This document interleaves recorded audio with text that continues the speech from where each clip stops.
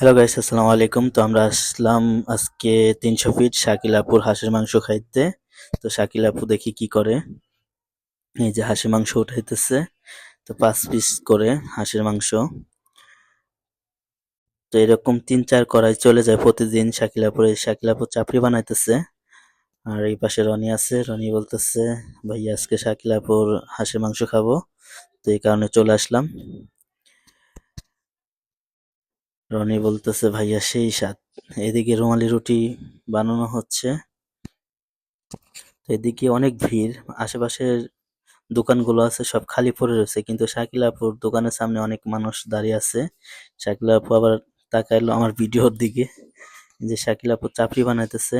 চাপড়িগুলো অনেক মজা।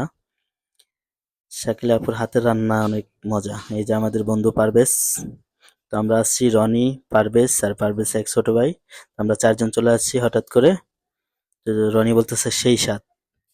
তো এখন বলতেছে যে পারভেজ আর ওর একটা পিক নিতে। তো একটা পিক নিয়ে নিলাম। তো সবাই চলে আসবেন 300 ফিট শাকিলাপুর হাঁসের মাংস খাইতে। তো সবাই ভালো থাকবেন। আল্লাহ হাফেজ।